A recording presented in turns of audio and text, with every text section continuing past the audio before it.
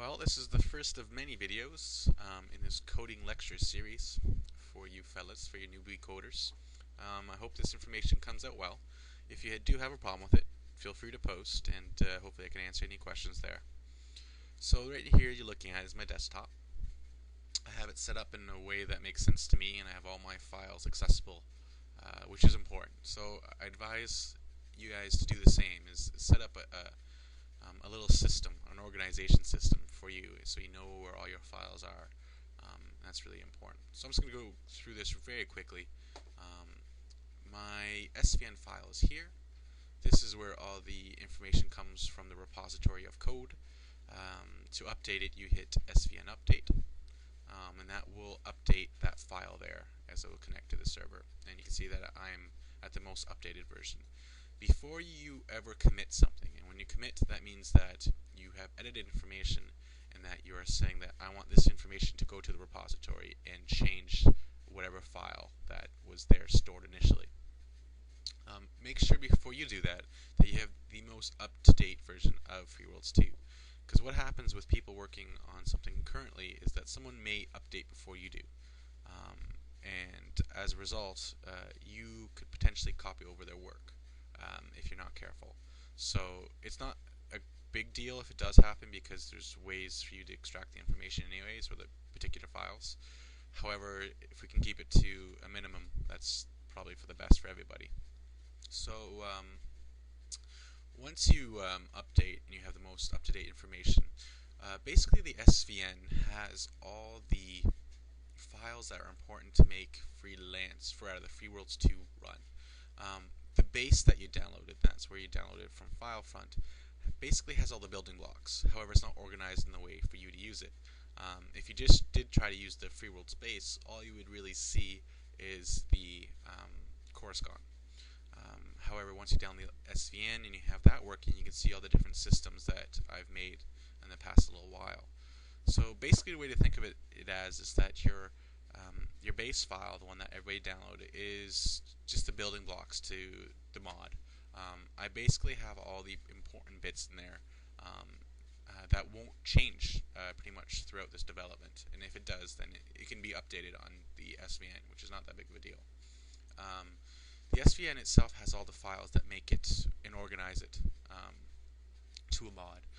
So having the building blocks of all the planets, I can then make a new file for the SVN and put it in there and allow me to make a system, if that makes sense.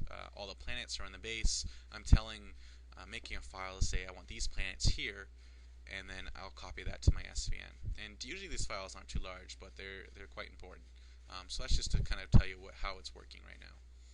So once I export a file from my SVN, I will open it up and I'll copy it all into my tinkering file. Now my tinkering file is basically what it is, what the name says, is that this is where I'll tinker. This is where I'll make my edits. This is where I'll make my changes. And once I'm satisfied with what I did and want to test it out, I usually copy it and then I'll paste it in my Freeworlds 2 working versions. Basically, this has the old Freelancer game in it, and I'm copying all the mod components into that file, which is a means for me to test the edits. And if something's not working properly, I go back to my tinkering file. Now, what I did here is basically the base that you downloaded from FileFront is here, and then I copied all of the contents of the SVN on top of it. So that way I always have the entire mod here, and I copy and paste it onto here. Now what is really important to mention is, for those of you who haven't done it yet, is to have a copy, a vanilla copy of Freelancer. Because sometimes it happens that through the process of coding, you'll need a fresh install. And having a fresh install of Freelancer on your computer makes it a lot easier. And basically all you would do is delete this file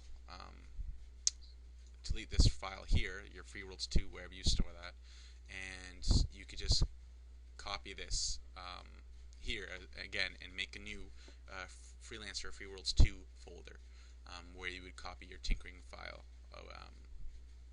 to test out your information or rather the coding that you've done. Okay, with that pre-ramble out of the way, hopefully that made sense. If there's any questions, just ask. Going to my tinkering files.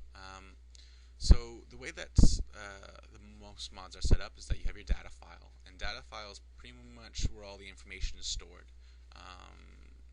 This regards into characters or ships or planets or systems, you name it, it's pretty much there. Dale file is where certain information is stored. I don't know a lot about it, to be honest, because I never really had to go in there. So ask Dev about that. And the exe file is basically where all the is where the engine is stored, essentially, of Freelancer. So you have your Freelancer server engine here, and you have your Freelancer game engine here. And these are all the different DIL files. You can see that this is the info card, which I'll get into at some point, but not now.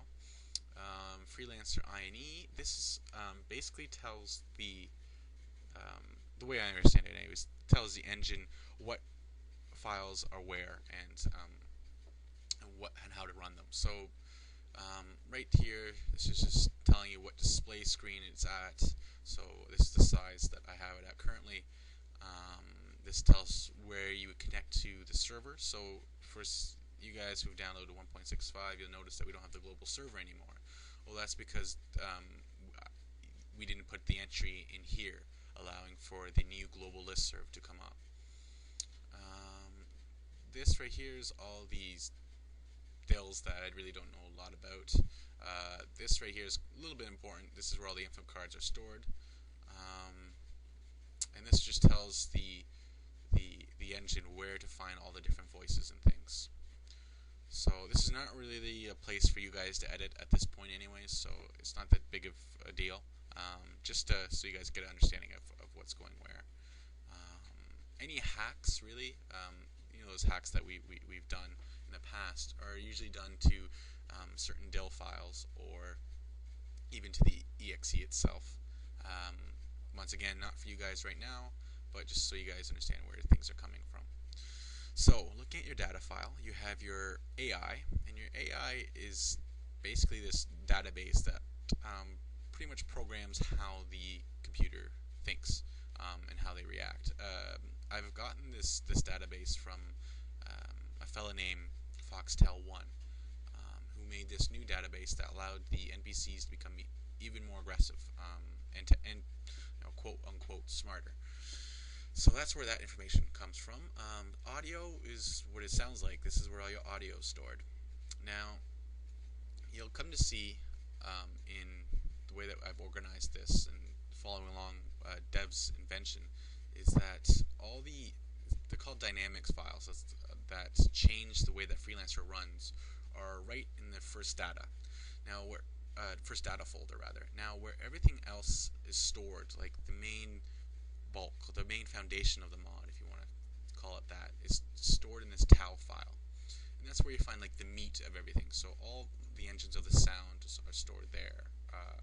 All the weapon sounds are stored here. But it's all found in your TOW folder. And you also find that your ships, for example, are all stored in your TOW folder. However, if you go just to the normal data folder, and you go to ships, this is where the ship arc is, and this is where that's located. So it allows you to actually create two different, I wouldn't say mods, but components of the mod. One is the static version, one that you can actually keep on no matter what mod you do run. And the other one is the dynamic version. And the dynamic version is what actually changes the system files to allow the mod to run properly, because it has all the correct connections. And you'll see here, this is the way that it most work, is that the files link to each other. Freelancer is a vast web of files, and they all interconnect in some manner.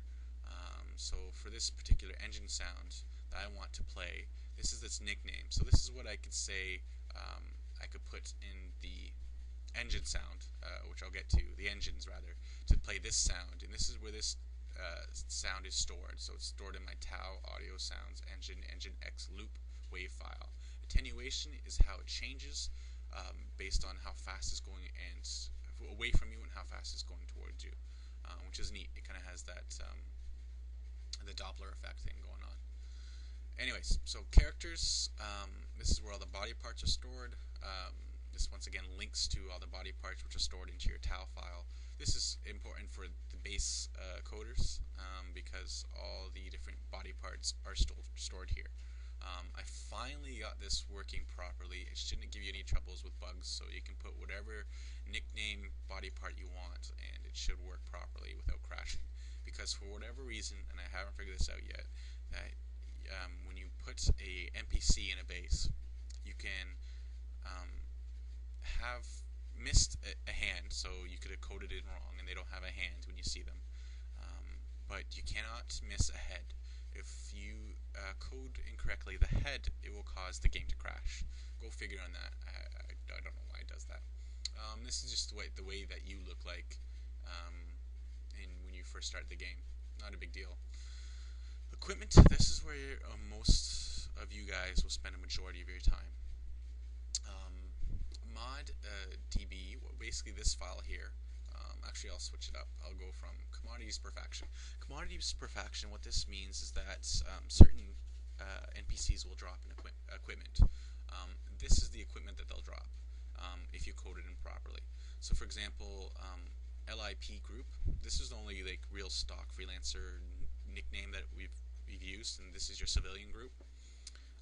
They can drop either scrap metal or Bacta or Tabana or food, while the pirates, for example, can only drop foods or ship parts or Bacta, or the Jedi can only drop weapons or food or Durasteel. And you can change this to whatever you like. This is more for me when I start doing more things to the NPCs. Effects type. Don't know much about that since I don't play with it. Basically, I'm assuming what this is where all the different effects are stored, and they can be modulated here. Whether that be the damage to the hull, so that light effect, or that damage to the shield, that shield effect that you see, it's stored here. I think. Engine equip. This is where all the engines of every single ship is in this game. Now, 1.65 and 1.66 was set up a bit differently. It had more of a generic engine, so I think they're called Red 105 and Red 200. Red 120. And that was the number for, the engines for most of the ships in the mod. While in 2.0, the way that we've set this up, and I'm set it up very similar to Dev's design, is that each ship has its own engine, and this allows you to edit and change it and make it unique, essentially. And this is where all the information, the coding is, and tells the engine what components it should have. And also I have it organized. You see that I'm really anal with organization, and I have, say, for example, fighters here, and then you'll come down a bit and you'll see civilian ships, and then you'll see freighters, and you'll see capital ships. So each engine is unique and allows for better modification later on down the road when we try for balance. Goods INE. Goods INE is basically where all the ships you can purchase, which are player fileable ships, are stored. It's composed of two components. One is the hull component, the ship hull component, and the other one's the package. So basically, this good part here is what you do to buy the ship. However, it's this package here that comes along with it. So if you want to equate it to buying a car, you buy a car, but you have to have all the different things in it. So I want power steering, and I want air conditioning. Well, this is your power steering part, and this is your air conditioning parts right here. And you have to make sure that all these parts correctly correspond to wherever they are. So for example, looking at this A-Wing right now, so I'm adding on the A-Wing engine. So the engine that we talked about is within the engine equip file here. The A-Wing power is within the, I think it's within the miscellaneous equipment here. And the shield is within the ST equipment here. And basically you have to make sure that these nicknames here, so highlighting this, actually there, right there, okay, I got it right this time, matches the nickname which is in here. So you'll see that those two have to match. And what this says is that this goods file here I want this shield from this file. It knows where to get this information from here. So, and this allows you to edit any type part of the shield, and then once you edit that, then it's now put onto this one, and you can buy it, included into the model. Hope that made sense. It's kind of, you'll get it as you go along, so I won't go into it much further and belabor the point. So anyways, your light equip INE, I don't really play with it that much. I'm assuming, as it says, it's a light, so if you want different lights on things, if you hard point it properly, which I'll get into in another tutorial about the hard pointing rather. This is where that's stored. Market commodities, this is where you guys will be spending a lot of time. This is where you put your economic data. Basically, the only thing you're really going to have to worry about is if something is selling and if something is buying. I'm not going to get into that now with all these numbers, what they mean. Basically, you have your commodity nickname here. So that's where that information is, and that will go it will link up to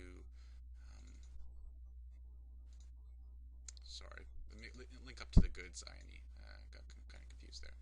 So you'll see that, for example, the BACTA will be linked to here, and then you have to make sure that this nickname matches this nickname, and then this file allows the commodity to be bought by the player, and this file here allows you to change the different components of the commodity. I'll get into that when I talk about the commodity tutorial. Just once again, introduction to modding. So market commodities, we talked about that. So this is where you buy. You can put in the commodities to both be bought and to be sold at certain locations. And market miscellaneous, and that's just where all the different ammo components and equipment can be bought and sold. So I'll get into that later when we talk about that. Market ships, very much similar to commodities and miscellaneous. This is where you can buy and sell ships. You can actually sell your ship anywhere. It doesn't have to be coded in, but you can only buy ships at certain locations, and there can only be 3 of them at the location, because that's the way Freelancer was designed. You then have miscellaneous equipment. Now, as I was talking about that previously when I was talking about the goods INE file, is that your miscellaneous equipment file has your power core details. So this is right here is called TIE Fighter Power, and as you could probably guess, that this is the power core for the TIE Fighter. And once again, like the engine that I was talking about before, the way that I've developed this based on Dev's model is that each ship has its own power core, so it allows you to finely tune each component. So that will be more important later on when we start getting into balancing. Miscellaneous goods doesn't really have much there that I've used. I'm assuming it allows certain commodities to be dropped, and these will be those. I'm not quite sure. Don't shoot me if I'm wrong here, Dev. I don't really use that file a lot. Select equipment. This is once again another file I don't know a lot about. Although looking at it now, I think this is what allows certain things to be dropped. Yes, I'm actually quite sure that it allows you certain things to be dropped. So, for example, if I shoot something, it will allow a market commodity to pop out. So, for example, if I was mining, or if I shot a ship and I destroyed it, one of these commodities could pop out, and this is the information that will allow that cargo component to be seen. So ID name. So this is how Freelancer names everything, is through ID names, and ID info is the information about that that commodity. This tells you how many units can be within that one container, and this tells you what the container will look like when it comes out.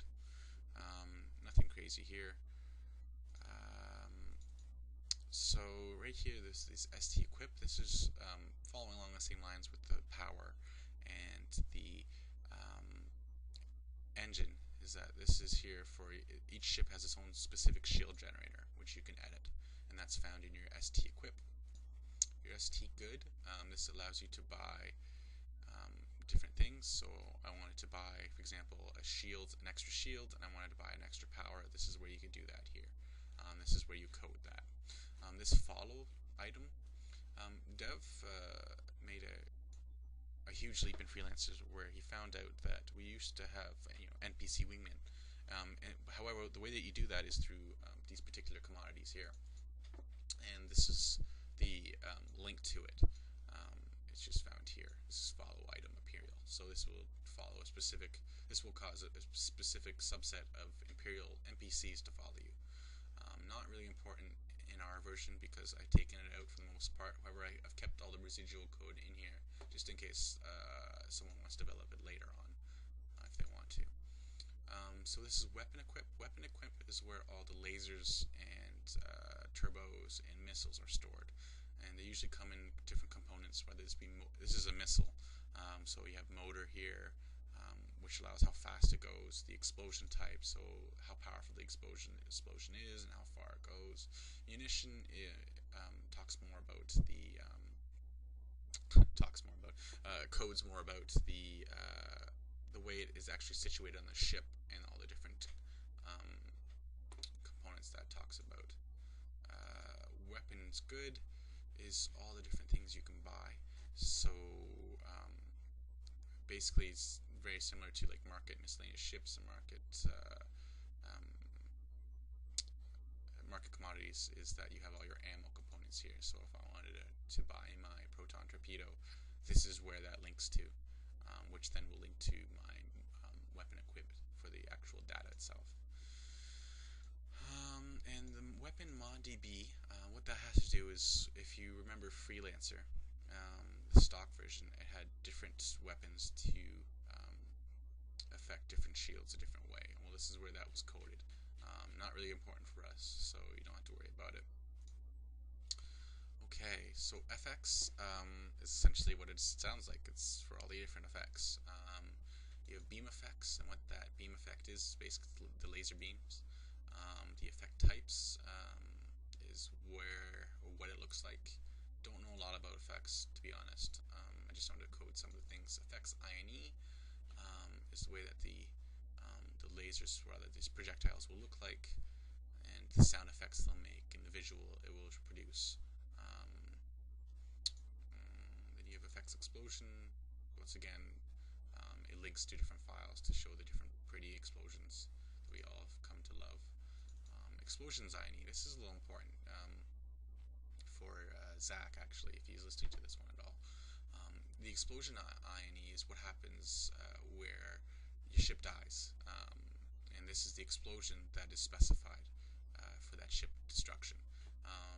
Now, it changes a bit once you get into the larger ships. Dev has made quite a substantial step into making explosions look more real for modded freelancer games. This is just more of his baby than mine. I just kind of copy what he does here with his other files.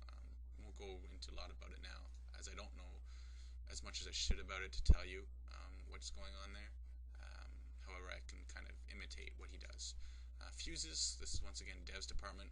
It's pretty complicated, and it revolves around different hard points that you have to put onto a ship. Once again, I'll get into hard pointing at one point. That pretty much takes it for the FX file interface. That's temps area. This is what you see on your main screen. Tempe did a lot of work here for us. Missions. Empathy relates to how when you do something, for example, if you have a mission success, or you blow up something, or you fail, or you have an abortion of a mission, how it will change your reputation. That's what that has to do with there. Faction props, that has to do with what voices you'll see on your NPC characters flying around, what things they'll wear, which is here, the different names, and this is the range of the different names, and also what ships they'll fly. If you go scroll down a little bit here, you'll see that the NPCs have their TIE fighters, and they have TIE Fighter Hard, which is a more advanced AI of a particular TIE Fighter group, which I really won't get into now a lot. This is basically where all the NPCs are coded, is within the missions file here. Formations, how they fly in respect to one another.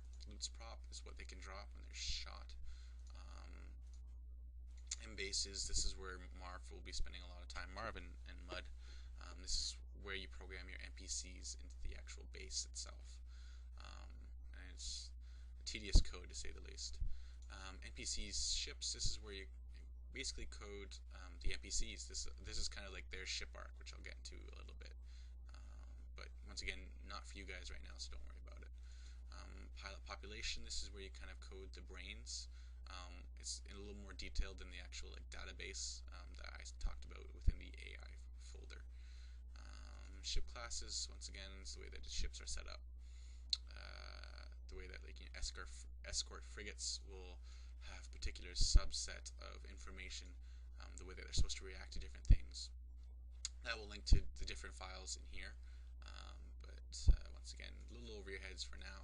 So just so you get an idea of what's going on with all these different files. Random missions, that's for different, if you actually do have missions, it programs that. We're not going to have missions in 2.0, so no biggie. Scripts, it's probably more important than the actual TAL file itself. Scripts is where all our THN files, so when you dock at somewhere and you see a pretty exit scene or pretty docking scene, this is where that's coded. This is Elder Baron's forte, more so than mine. I can kind of just edit things, but he can talk to you more about that if you have questions.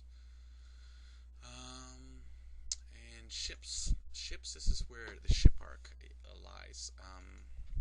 This is all the information about all the ships that you want to know about. So I'll go into this at another date, so not a big deal, but this is where all that information is stored, and talks about where to get that ship, what models to use, what hitbox to use, how it should blow up, how many hit points it should have, how it should move, and things like that.